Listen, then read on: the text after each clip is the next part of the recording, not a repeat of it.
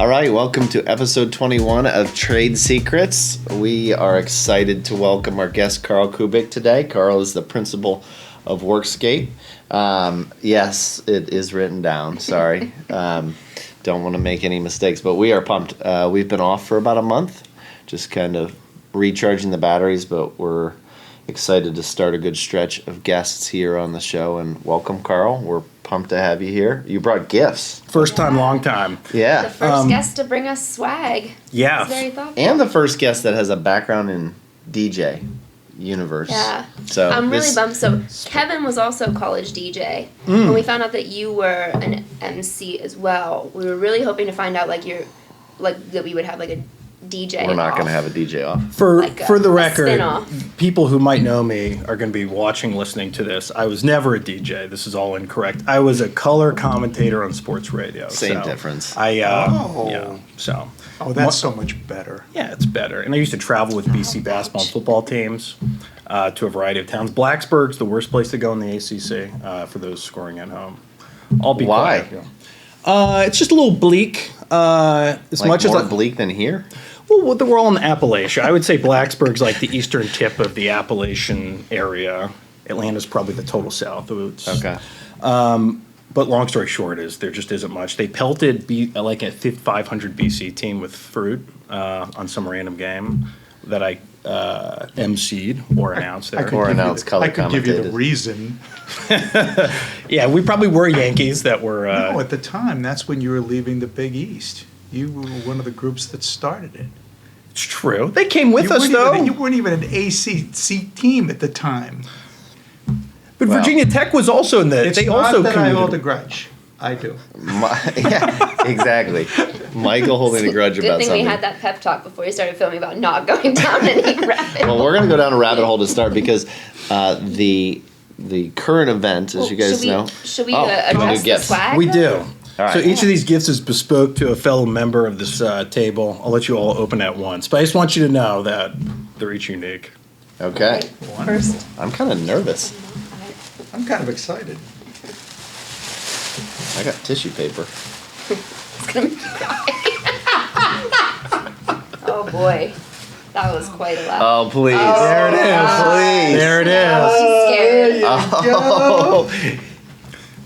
All right. From my Paige gets one of our newest soft my tea God. swag. This is hysterical. This is great. Mike, I get a bill.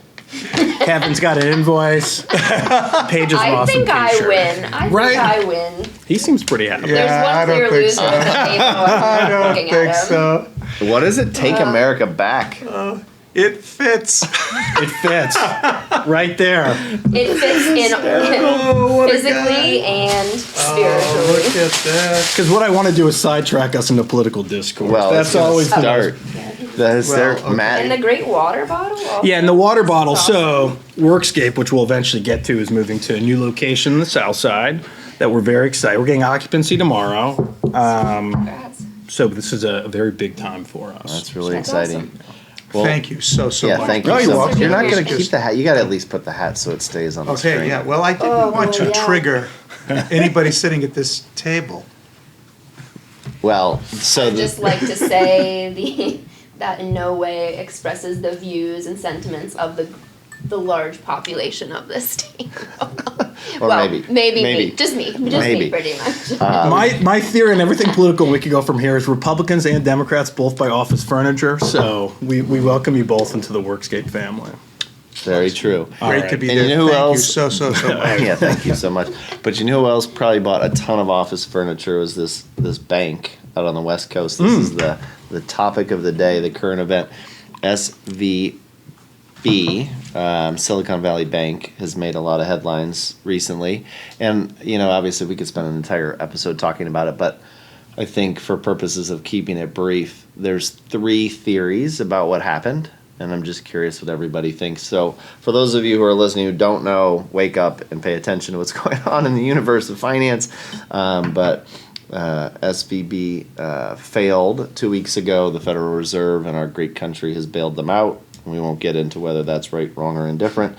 But the 3 theories are that Trump's rollback of the Dodd-Frank rules was part of the problem or the problem, and effectively that's banks that were over 50 billion in assets had to have a lot of governmental control. He rolled it back to 250, and they were at 220 when they failed. So there's some theory about were they getting governmental oversight enough. They also went 8 months without a chief risk officer, which has a lot of people wondering, how does a bank with $200 billion of assets not have a CRO for 8 months?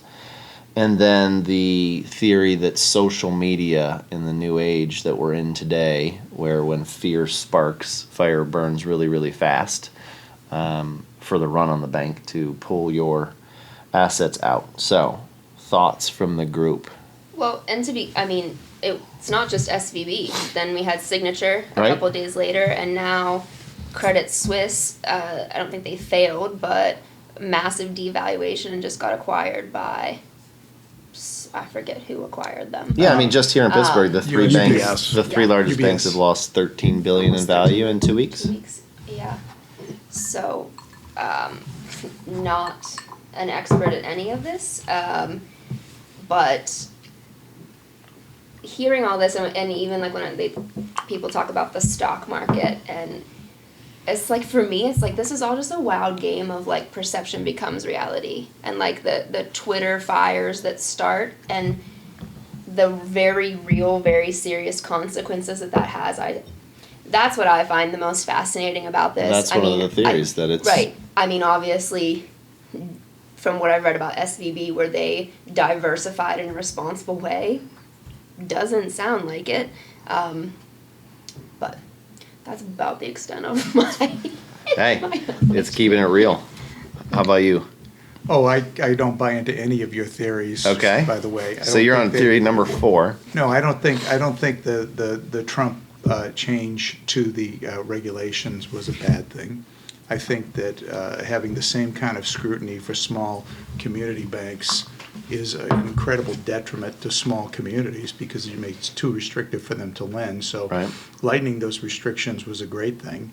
I think that larger banks, because they can do such damage, if anything happens, that there probably should be a little bit more control over there. But you reach this bridge between a small bank and a large bank, where a small bank can't jump to become a large bank because of all the costs that are associated with the compliance. And that's what the CEO of Silicon Valley argued.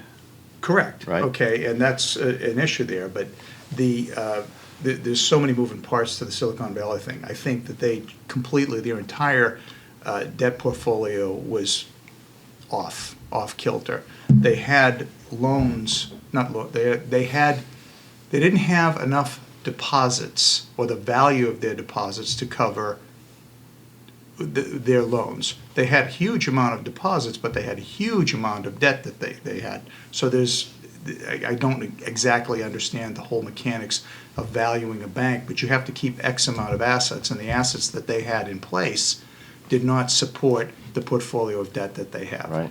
So Okay, how it's about not you, debt, Carl? it's called an asset. What's your take on Well, the I worked at a banking bank. crisis that's happening right now? I've worked at a bank and I'm on my 5th sip of bourbon, so I'm actually an expert at this now. No, so my understanding is twofold. So there was durational risk. So a bank like SVB lends to startups. A lot of the startups, there's not heavy assets to lend against. So Right. like, you're not buying machines. You're not buying big, They in don't many have cases, plants, big they don't buildings. have- yeah. There's no CapEx, but people kept shoving money at tech firms. I mean, it was a white-hot market. My understanding, though, was a lot of that money would just go into the bank, i.e. Silicon Valley Bank, which did an awesome job of marketing itself to startups. But basically, my understanding was SVB then kind of put a lot of this into long-duration Long-term treasury bonds, notes. yeah. But the issue is what were they doing that was kind of sneaky? And what did the Trump tax laws do that made this extra sneaky?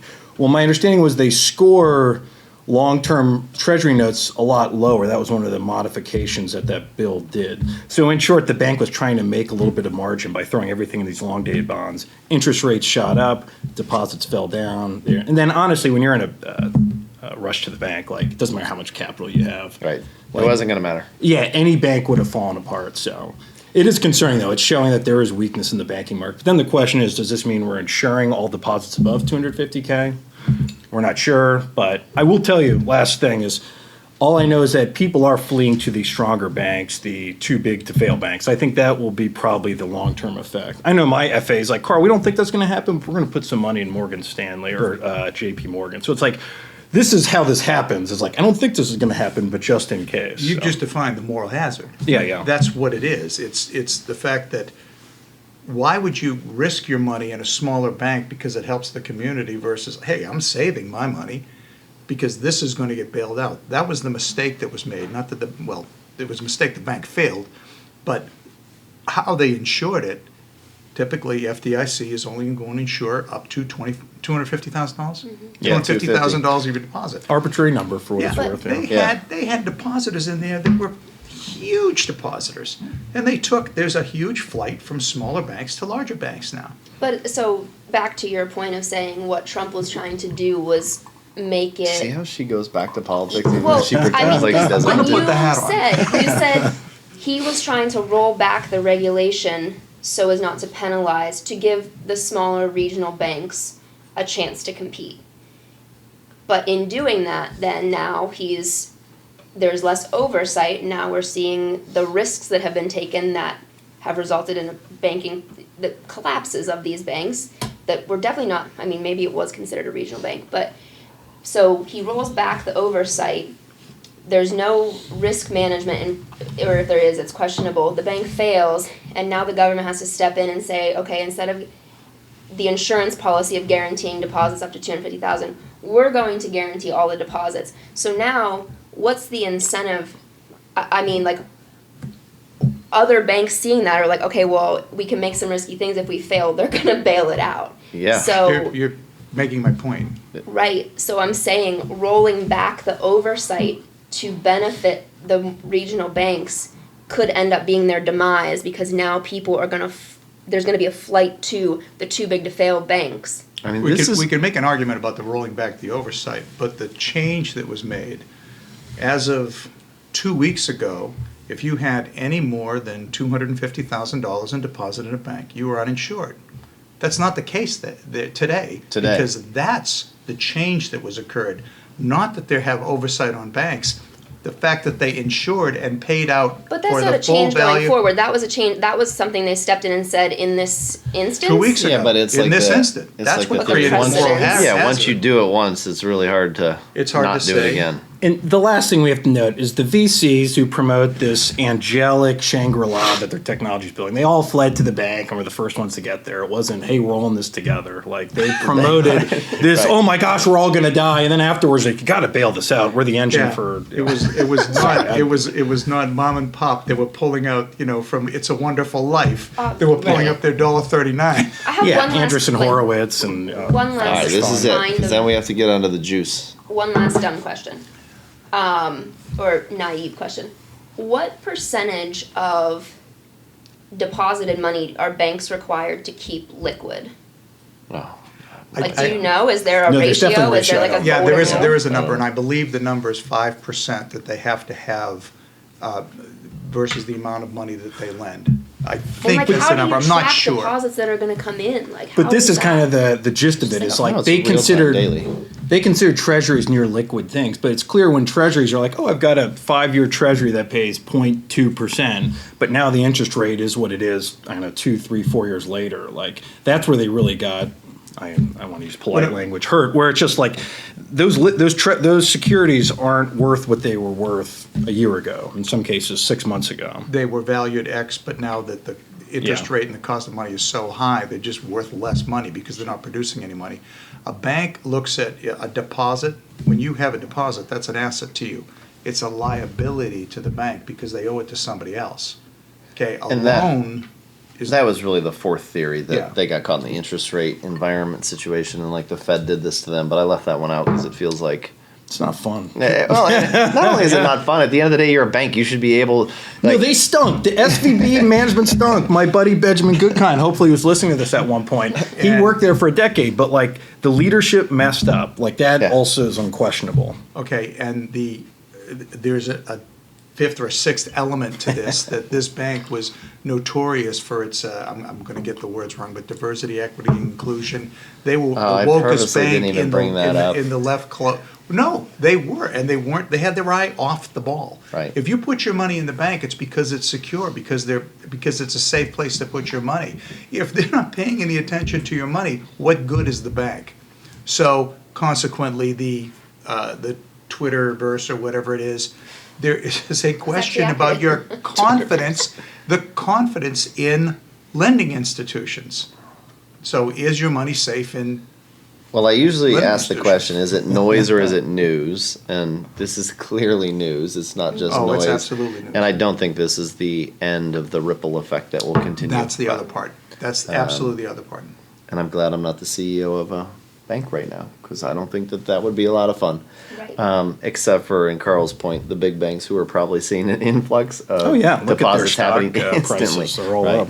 So that was an interesting news event. They're usually not that colorful, but today's is definitely colorful. Yeah, just like 3 big banks failing You in the know, last 2 minor weeks. details, Yeah. Well, true. billions of dollars. Feels like a hot topic. The too big to fail. That's what scares me. He said that, I didn't even. I was like, oh boy. All of the legislation that was enacted because of too big to fail has, in fact, the self-fulfilling prophecy. It's created bigger banks. Well, so let's. we could go on We could go on forever. Do we want We to? could have had a strictly a podcast about the banking industry, but obviously the reason we were excited to have you here is because we do a lot of work with independent sponsors and entrepreneurs through acquisition and just people who are out there living in the political landscape on Main Street, like doing really neat things. And I think that your involvement in Workscape is pretty incredible, so we'd love to hear about that. But just, why Carl decided I'm in banking, but you know what? I'm going to go invest in operating companies and take risk Yeah. and see what that looks like instead of the comfort of collecting a paycheck from the PNCs of the world. Not to pick on them, but And to kick it off, because I had to look this up, but just can you define for people who might not know what is an independent sponsor? Yeah. And I feel like independent sponsor, it's been around for time immemorial. It's not like the terms and ETA and search fund, the rest, it came into more prominence 12 years ago in Harvard. People have been buying businesses or going out and hustling since, I don't know, man started to walk on earth. And that's more of a biblical phrase, not men and women started walking on the earth. So point being is that we, in short, a sponsor in its current iteration is someone who is looking to buy a portion or all of a business, or in some senses, maybe it's real estate, something that is some cash flowing entity. In most cases, they don't have the money. Like if you had a bunch of money in your pocket and could buy it from the bank, that to me is less a sponsor and more of a family office or some other high net worth individual looking for an investment. A sponsor is more of actively acquiring and owning something, usually with a cohort of investors. And then you can go into like funded searchers, self-funded searchers, family offices, accelerators. They've got a lot of offshoots, but usually what you see is someone holding business or thing 5 to 7 years, and hopefully like they usually use debt to acquire it. They pay off most of the debt, take a salary, and then sell it to usually an IRR, the 20 percentile or so. And again, at this point, I'm really talking pure play, small business land. sure. And then exiting at a certain point. That's not exactly what I'm doing, but that is what I describe as the vanilla Sponsor yeah. universe. So what are you doing? If that's not it, what piece of the puzzle is different for the Carl approach? The Carl approach. So, I mean, And actually, let's pause that for a second. Let's go back to when did you decide, or what made you decide, you know what, that salary, I love it, the benefits are great, but I'm going to take risk, right? I'm going to go Yeah. to the next level. well, I mean, I did work at PNC, and I'll say this: PNC was a great place. Like, it's got a great culture. Like, if you're going to grow a business in a corporate setting in Pittsburgh, there's very few better areas or more durable companies than PNC. That said, it was like a bad relationship. It was me, not them. I'm certainly neurotic and crazy and have certain expectations. But it was, so I mean, maybe to step back my career a bit. On that note. Born in Atlanta, raised in Tampa, went to school in Boston because I wanted to get away from my parents, and the Jesuits told me to go there. Married a Pittsburgh girl, Hey, came back Jesuits, here. there's a theme here. People. Yep, Jesuits. love the Jesuits. So it's great. I'm already on drink two. We've just gotten into the meat of this. My kind of big takeaway was I started in software sales. Didn't really like it because it was kind of a work hard, play hard environment. I was also about to marry a girl, and I'm like, I'm not going to stay married to her if I stay in this environment. No offense to software sales, if anyone's listening out there. Went to corporate finance. It was very, very slow. It was like The Office, mundane. Like the show. Phones ringing. Yeah, the show, The Office. And I'm like, this isn't for me either. It's not as insane as sales, and this is too slow. So like anyone who reaches a rut in their career, Go work for a bank.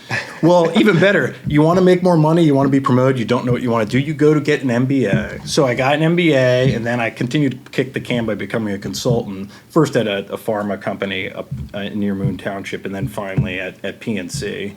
And admittedly, my first year there was good. You're learning, you're comfortable, you're getting a good salary. I had an office at 2 PNC with a big oak door. I could tell my parents I'm on the 31st floor. It was all very nice and cute.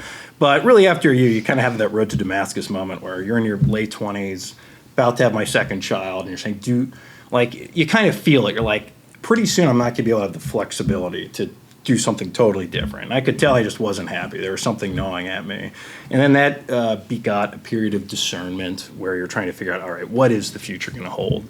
And I wasn't thinking, what is the spawn? And there's no clear-cut path. But then another anecdote. Whenever you go to a nice country club, you inevitably see a person or persons there that are having a good time. It's 6 p.m. and you can tell they're 3 or 4 drinks deep. They're wearing nice clothes, Peter Millar sweater, or a nice dress. And Melissa, if you're listening, take notes. Point being is that you're like, what does that person do? They're here all the time, not working. But like clearly they're living a comfortable life. Amen. Inevitably that person owns and operates a small business. It's not doctors. Lawyers are billing. Like Real estate people are working, right? Yeah, most people, professionals, and it's great. Like they're working their tail off. But there was this tranche of people. I mean, and this is when I was really in the depths of like, what the heck am I actually going to do now? I got my MBA. I'm not consultant. I've used my last ace in the hole. Like there's got to be something better. And then you kind of realize shortly, like maybe there's this tranche. And then I start to dive into, and there's a lot of literature on what sponsors should do in ETA. And that's really the joy of me doing it now. Back in the day, there's no structure. If it's 1960 and you want to buy a business, like hopefully you've got the right cut of your jib and the banker likes your handshake and you know a family friend. Like now it's like there's an ecosystem that's defined and you can read about multiples and exactly what you're looking for in a business. So I kind of educate myself rapidly. So by the time, and this is, what is it, the 22nd? I swear I'm not looking at the date. So March 21st, 2018, an important date in Carl Koubek history. My second child was born, and at PNC they give you a very generous paternity leave. Thank you, PNC. And literally 3 days after that child was born, I took the full, I don't know, it was like 6-8 weeks or so. 3 days later, I'm at a Giant Eagle and Waterworks next to probably people sleeping on the couches, like working, like just starting to put the pieces in place to hunt for businesses and search. And then I was kind of off. So the point was I kind of realized this was the right path, both financially, but it was kind of like a life calling of, I'm one of those people that for better or worse kind of likes doing my own thing. So this is fascinating. So the country club example, which I unfortunately have spent a lot of time in country clubs like that and have seen that person. Yeah. But that light bulb never went off. I mean, even as I'm sitting here today, I can now think back and like picture humans that I'm like, oh my God, that's what do exactly those humans do? Yes. They own an HVAC business. Like, oh my gosh. Then you realize later it's $6 million in free cash flow. But did you start asking questions about the guy in the sweater vest who was kicking back cocktails? Or was it the research? Or both? I'm competent at having a drink or two. And it's like that's where some of my life skills, I mean, I had an enjoyable time in college. Throughout my 20s, I kind of worked to live. But if anything, it really, I felt, I was able, almost like Barbara Walters, to pull info from people. It's still something I'm mildly good at. Okay. But I'd have these conversations with people that, it's not to say I looked up to, but it's like, what is going on here? Like, what is this person doing? Like, sure. And inevitably at first, like, everyone's just inherited money, et cetera. But then you realize there's a little bit more nuance than that. So that was the first piece. And then once I started to pull that together, there was some coursework at CMU, not really coursework, but some things like little threads of this ETA universe, this search fund universe. Yeah, because you kind of glossed over that the MBA was at Carnegie Mellon, right? Here's the thing about CMU people. Like, there's tranches of grad schools, and you go to Pittsburgh, you're like, oh, you went to Tepper. That's fantastic. Like, Tepper's good. I love Tepper. Sure, they're not going to be happy about this, but it's the 10th to 15th best grad school in the country. Like, there's kind of Harvard, there's Stanford, there's kind of a few upper echelon. Then there's a second tranche where I'd even put schools like UNC, Booth, Haas, etc. And Tepper is the third tranche. Really, coming from Boston, it allowed me You're to have... still in like the top 15 in the country, though, so that's like probably the top 1% of No, grad it's a great schools. school, but I hate those people that's like, I went to Tepper. It's like there needs to be a moment of silence and everyone genuflects. Like, it's fine. We actually, this is a quick diversion. Kelsey, where did your husband get his MBA? Also, Zach Baskin is not going to be happy right now. for the Tepper, I want to shout out to the Swartz Center, which did a lot for me. Dave Mawhinney was fantastic over there. Len Kerr.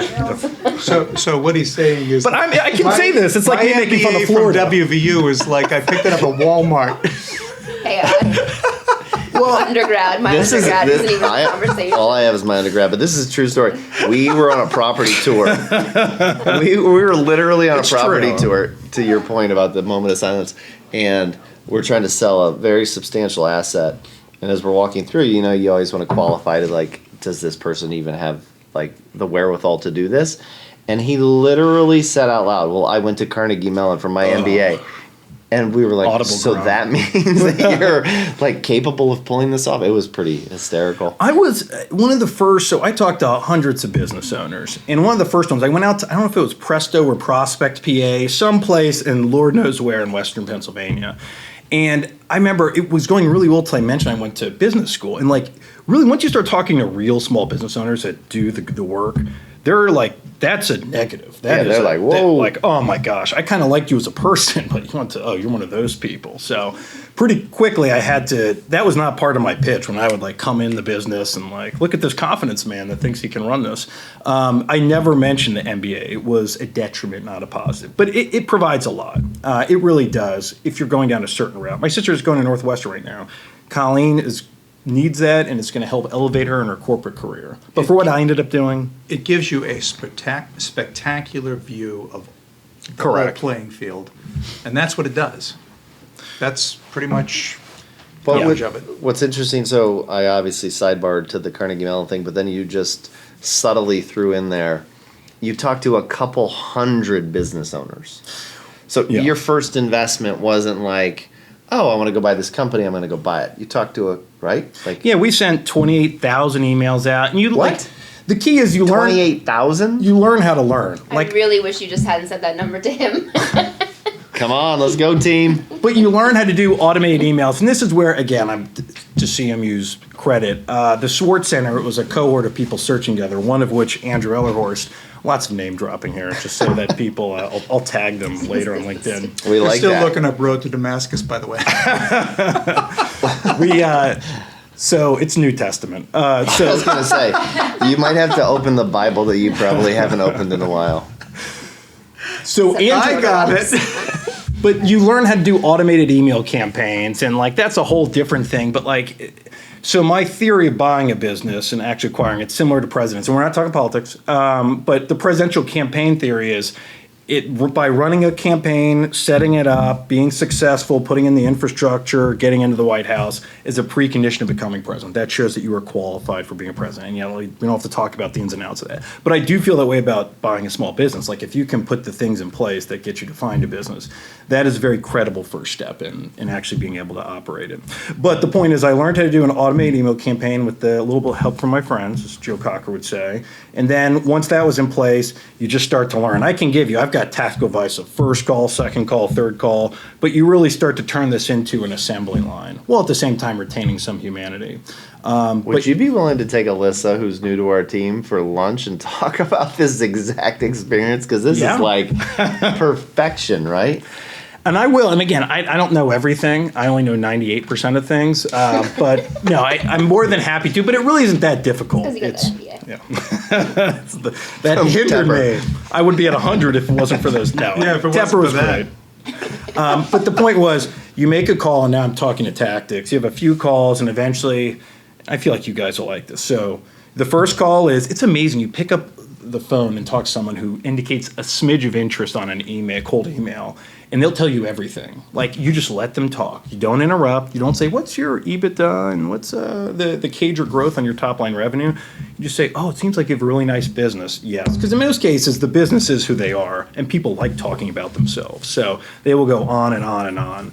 And then you can do some nice, cute little things to ascertain value. How about that for an SAT word? One is, like, how many people they have. If it's a blue-collar business, usually the number is $250,000 per person in revenue. So you're saying, I've got 40 workers down in, I don't know, Connellsville.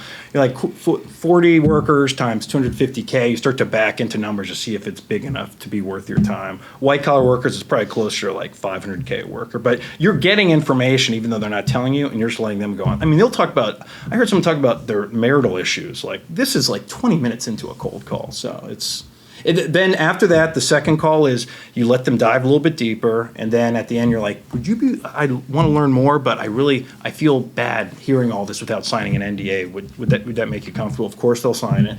And then the third time is when you start to direct the conversation more, and hopefully if they have signed the NDA, they'll send you financials afterwards. But yeah, I wouldn't say I went and talked to hundreds of business owners about their financials, but lo and behold, it was like, I'd probably say there was 2 to 3 dozen folks I've got true financials from. And from there, I probably made, I won't count broker-led deals, but I probably made 6 to 8 IOIs, which is just a piece of paper saying, will you take this? What's IOI stand for? Indication of interest. Okay. I don't know if these terms are the similar in real estate, but.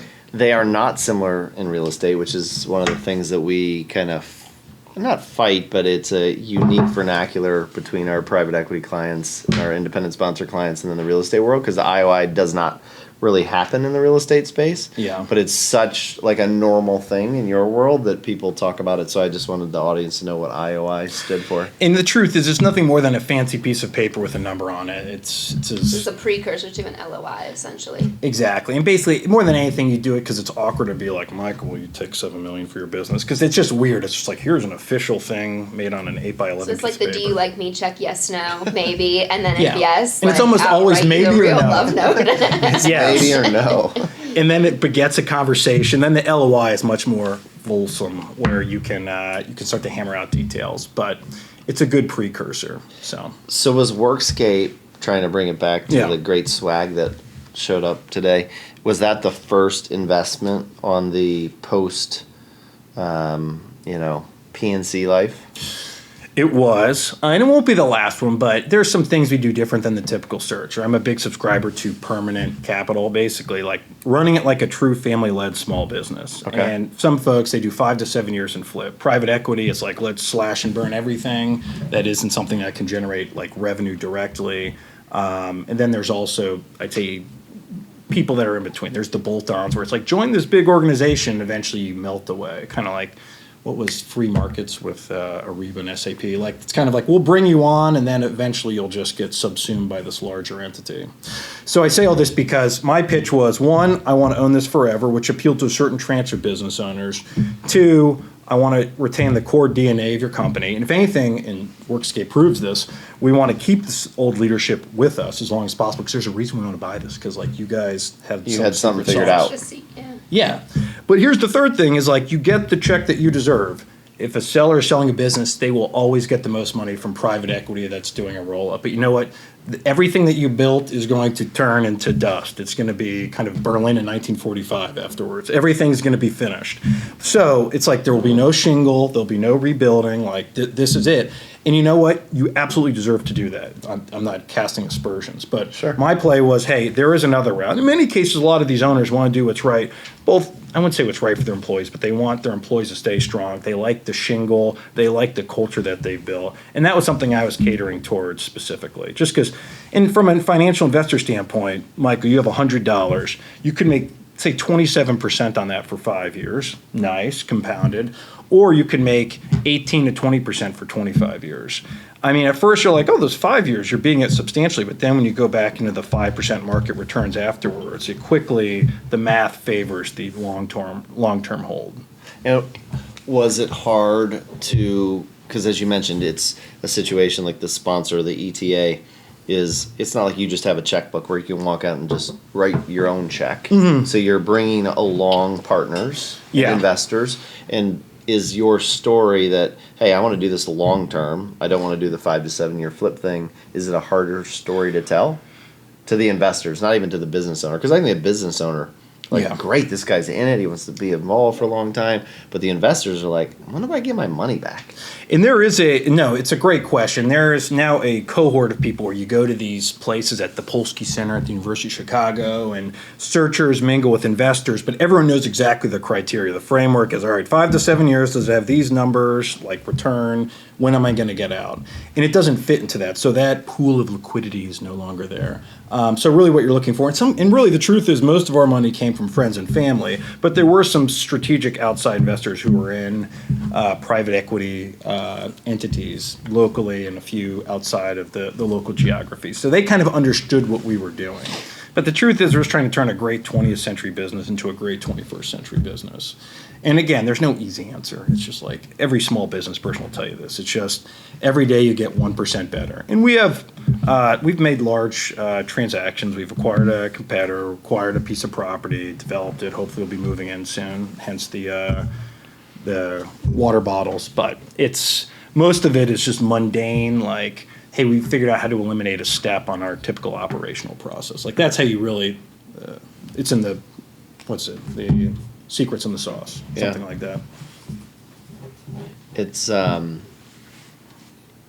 interesting because you said, 1% better every day, but yet they had already had the secret sauce. So do you think? And I'm not picking out. I'm not trying to like pick on the Workscape team that was there. Just more in general. Is it that you think that they've lost the fire, or do you think that it's they just don't know what they don't know? So the independent sponsor is bringing just a level of expertise that was not there, or a combination of both? I don't want to. So first off, the owners, Don and Dave, are like my Dutch aunt and Dutch uncle. And it's just, think about, you're in this position where for decades you've been making a significant amount of money. I mean, just whatever it might be. We're not talking about, I made 200 grand this year, not 180. Like, you're making significant means. You've got more than enough money to live out your retirement dreams and then some. If anything, you're kind of figuring out, where's this going afterwards? The point is that, okay, if I'm making this money each year, why do I want to go from working 60-hour weeks to 85-hour weeks to get a little bit better? So it's like, do I want to invest in infrastructure and maybe not make this same number I'm used to for another 5 years so I can get even bigger? The question is, for what purpose? Like, we've got more than enough. And you see this with all businesses, kind of really up to that $20 to $30 million range in revenue. You can be a big hustle. You can just like and this is well as a husband and wife and some awesome people underneath, and just work your tail off. But really what I'm trying to, and my wife and I, who are kind of the co-lead owners, we also have Jordan Leach and his wife. We're, between the two of us, two couples, we're kind of the super majority here. We, our focus is, how do we turn a $20 million business per se to $100 million? And again, I'm just using high level terms, but it's like, how do you go from level 1 of the pyramid to level 2? And frankly, it's just better processes, better systems. And this is the mundane 1% items. But it certainly takes different layers. So we did bring on a new CEO, Ginny, who is a woman about town, a CFO, Abby, who's great.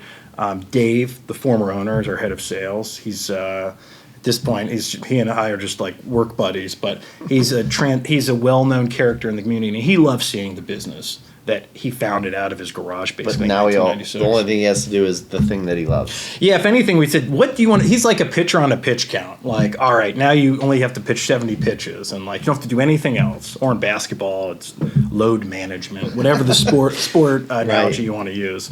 And I think he's having a really good time. He tells me that, at least. But also his wife's working like a maniac at the church, so he's just going home to an empty house, and Dawn's not going to let him do that. So the point is that we kind of put this infrastructure in place to continue to grow. And potentially might happen with other product sets, because right now we're kind of tied into the Western PA market in West Virginia. And in the future, it's like, do we sell more products in here, and or do we expand geographies? And that's kind of the fun part of it. And that's where you can think long term. We bought this business July 7th, 2019, if that means we're coming pretty close to 5 years. If we had a 5-year hold, it's like we got to figure out how to get out of this whole thing. But now it's like, no, if anything, we're doubling, tripling down. A 5-year hold with a global pandemic. True. A year in. Yeah, buying an office furniture business during a global pandemic was not fun. Friends, family, my parents was like, "Is everything okay, Carl?" Like, there's someone passed away. It's like, it's fine. And like, it was partly we did have a few great customers. Michael also loved this part. It was also government aid, PPP and ERC. Helped us a lot, and it helped everyone. So a lot of these zombie companies could sustain a little bit longer. We weren't a zombie company, but that also ameliorated the pain for our business.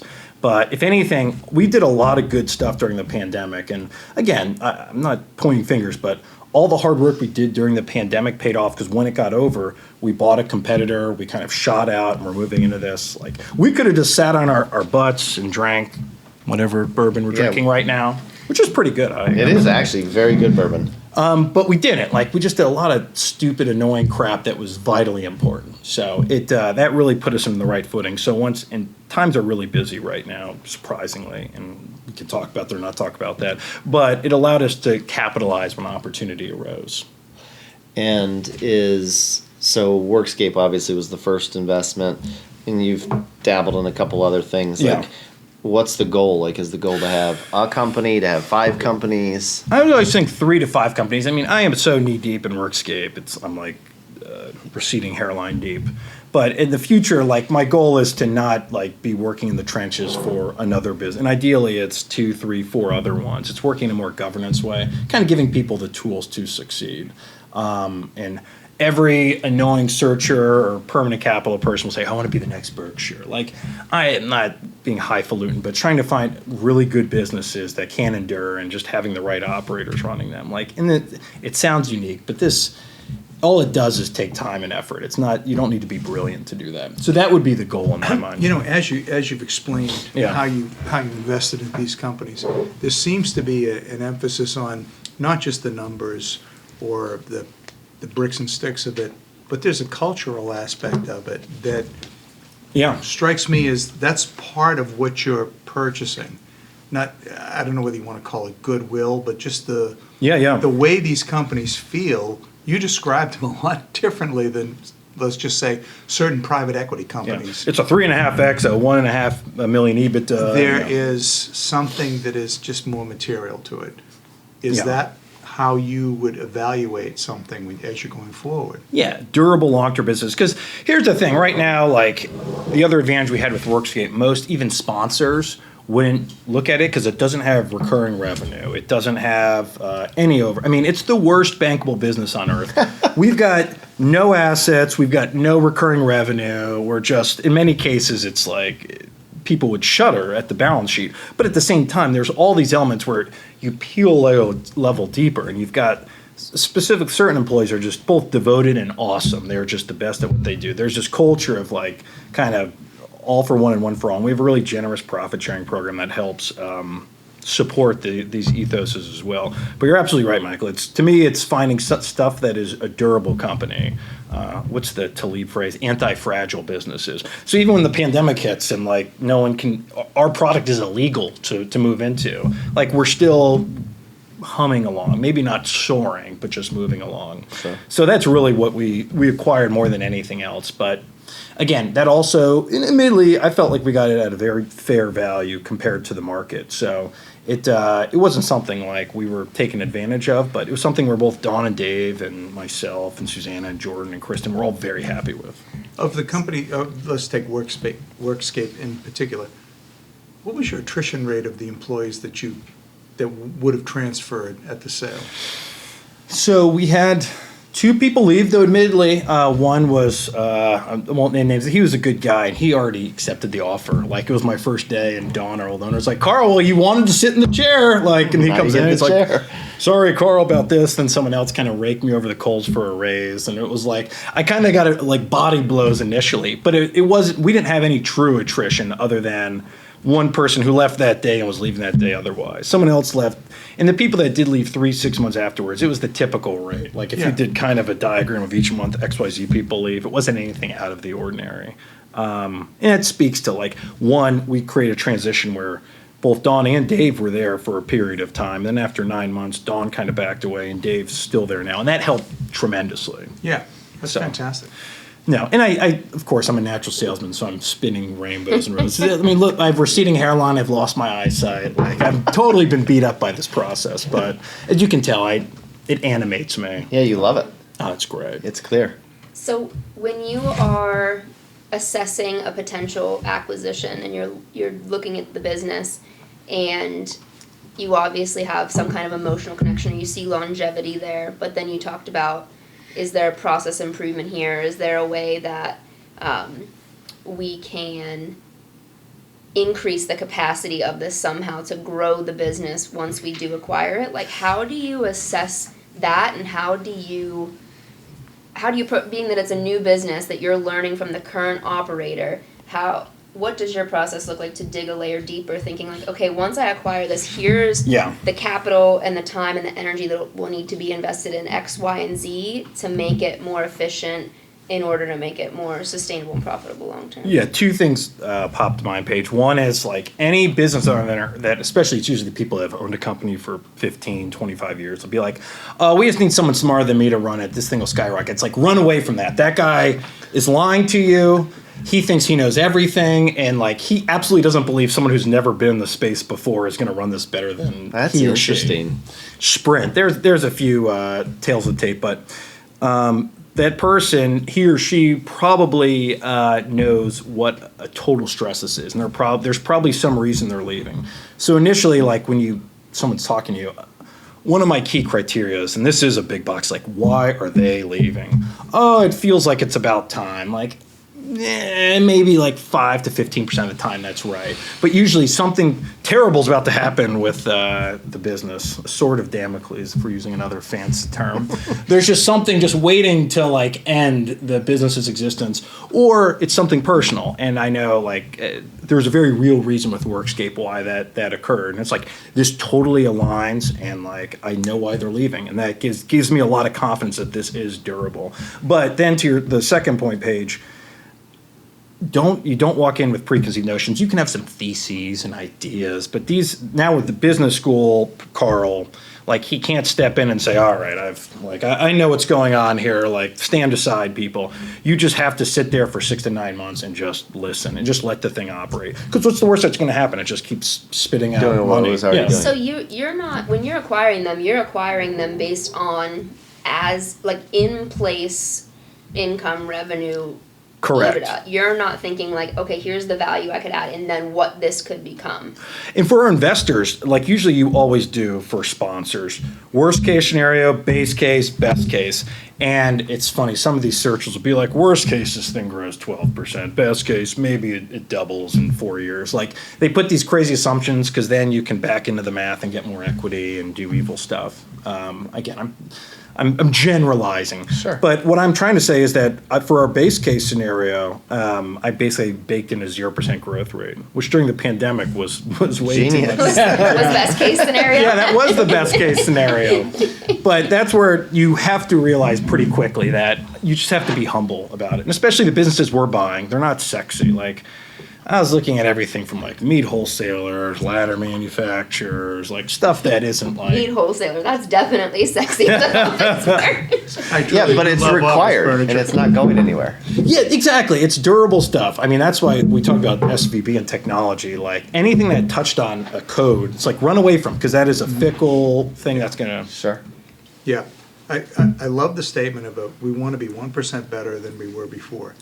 When you think about it, it's a great statement, but it's an incredible pace. Oh yeah, no, it is Okay, compounds. so after a period of time, it's almost getting people used to always trying to be better. Have you found that that's something that gets received? James Clear, baby. It's true.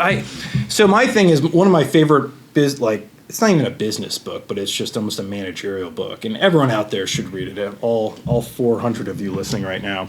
That would be a win. Would that be a win? What numbers are we talking No, about? that What's would be my a win. read? We're not giving a bank guy numbers. No, that would be a win. That was good. So We'll send you an NDA afterwards. How we go. So we're going to ask Paige who this person is. Do you know who Bill Walsh is?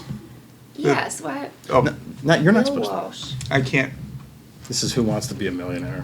How much money do I have in my No, wallet? I mean, She I'm needs not. a phone no. friend. Yeah, no. So he was, and I was just being a jerk by putting you on the spot, but he was a famous coach for the 49ers died. I mean, Michael, no, you give me your description of Bill Walsh. Bill Walsh was the innovator of the West Coast offense. He was the coach of the 49ers during the heyday when they won three straight or three Super Bowl titles Yeah. within the late 80s. He was the coach of the day. With a local Pittsburgh boy playing yeah. quarterback. Yeah. Pittsburgh boy and a Youngstown, Ohio owner, Eddie DeBartolo. Yeah. Yeah. Yeah, and Mall guy.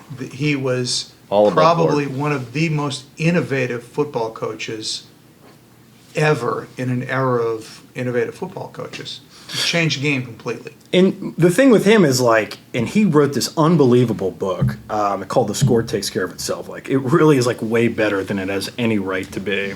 And the whole on all of our desks. And the whole point is that, like, and I quote this time and again, and there's this one line that I would butcher, but in short, it's like, it's a permutation of Bill Belichick's, like, trust the process. But it's basically saying, like, you do good work each day, and eventually the score will take care of itself. And some people would say, oh, it's like an anti-competitive message. Like, no, you want to kill the competition. But especially for the way I view it, and really how I think Workscape operates, it's like, if we do really good work, like, it'll show, it'll manifest itself. And the pandemic was a great description. So when we talk about how could you get 1% better each day, it's like, you can't even view it that way. It's like, just keep doing really good work, and like, you don't even conceptualize like, oh, we're going to increase productivity by XYZ percent. You buy into what your culture is. Yeah. It's just literally, that's what it And is. it's like- It's so simple. small changes not small changes every day, but Yeah, taking and you're something. thinking about the process. You're Right. like, why am I doing this? And also right? focusing Yeah. on what you're doing, not necessarily thinking about something down the road that you're never going to understand why it is, because there's too many variables that are going to change it. This is what I do, this is what our entity is at this point in time, and I'm going to continue to go. So I feel like you might have already answered it, but as we wrap up here, and actually before we get to that question, we got to talk about the bourbon, because I realize that's always part of the show. We should talk about real estate too, right? No, I don't think we have enough time to talk All right. about real estate. Yeah. But the bourbon. Part Yeah, 2 you're of not. 11. Oh, Are I you gonna gave do it a your yay. Vanna White? Like, Yeah, I'm going to do the Vanna I White, was gonna but say, in order usually- to do the Vanna White, oh yes, sorry, Paige. Hey, do I- you? I- do you? do you? Guttural just- instinct from the crowd because Doing me, you know. God help us. I hope I haven't started anything, but. I'm sorry I So we're started. drinking a Long Branch bourbon, which seems to be a Wild Turkey product. I'm not necessarily 100% up to speed on what this particular bourbon is, but I found it to I'm be sorry, very but the tasty. combo that Wild the turkey. glasses and the Trump hat is it. Oak and Texas mesquite, charcoal refined, and I give it a yay. I give it an A+. Yeah, I give it a Yeah. big yay. I haven't had bourbon in a long time, and I can feel the redness in my face. Me too. I'm starting Is to get that a flushing. I don't Yeah. know. I think I just. I thought it was my hat, but it's my that's okay. embarrassment for you. No, it's the redness. Mike, you know what you need to do is the Trump 2 thumbs up for. I should stop. I might Just I'm like gonna get. cattle I might prod, even you know. if things go. I was really better, hoping you would have put a copy like the Bible in there. I'm gonna go into the. I'm gonna go into the Upside down. YMCA. He's got this shimmy going on. Upside down. The Trump shimmy. Oh my gosh! Oh, yeah. All right. Please do the YMCA dance. I will pay so much for that. I apologize gosh. to you 40 people at home. That was the number that I was given out. No, that was a fantastic. Actually, you picked a good day to be here for the bourbon, and the topic du jour was interesting. Yeah. But I feel like you might have already answered it. But what is your trade secret? Also, trade secret. I feel like I hate to insult the 6 people around me. We need to do something about the capitalization of the letters. It feels Zodiac killerish, and I get it's Totum Real Estate. And that, Yeah. Yeah. every time you open the podcast, like, oh, good God, what am I looking at? Like, Like have you I think been it's like hacked? a ransom note? Yeah, no, Like- it does look like that. There's newspaper clippings. Just, I is say awesome. Well, I came up with it, so that makes sense. but I get the spirit. It's cute once you learn it, but it takes a while to be like, what am I looking at? Why is this? You know, you Also- are the Dennis Miller of the Totem podcast, because you have these arcane references that I guarantee you. Yeah, Paige does not get, and most of them slip by him. But I love it. It's been great. It's been great. But he didn't tell us his trade secret. So how about this for arcane reference? So there's this great writer named Robert Caro. He wrote a series of books about LBJ. And I doubt anyone out there, maybe other than, I do have an aunt Kathy, who loves LBJ because she's from Austin. But LBJ, like basically the whole story was like LBJ kind of willed himself into success. And whether it was neat or not, that's not here nor there. But kind of I always thought when I was searching for a business, imagine you drop everything, you've got 2 kids and a family that looks on like you probably should be successful. You've gone to good schools and now you're doing nothing. But yeah, I had this intrinsic belief, and I guess you could call it the trade secret, that like if you just continue to like work as hard as you possibly can at like every possible moment, like something good will happen. And especially when you search for a business, there's just a mental tax. And there's a reason most searchers, probably 70 to 80%, don't find a business. It's a mentally torturous process. But like I'd say my trade secret is just like I'm gonna find something. It's like it's the epitome of faith. Like this is going to happen. And again, I ended up finding Workscape because my financial advisor's next door neighbor she was taking out the garbage, and her next door neighbor said, "Oh, son, this thing fell through. I don't know what I'm going to do now." It's like, you should talk to Carl, because she remembered I was like living and dying with this. But the point is that like that's how you generate serendipity. It's just by completely like throwing yourself all in. So that's the trade secret. That's fantastic. When I was starting my career, somebody said to me, luck is just being prepared when opportunity arises, which is very similar to you got to be all in, and good things will happen. So this was awesome. This is good. I mean, this was so good. This was fantastic. We didn't even talk about the real estate book. We're definitely going to bring you back and talk real estate, and only talk real estate. No politics and no independent sponsor. Yeah, I doubt that. But thank you. References. Episode 21 in the books. Fantastic. I am flush.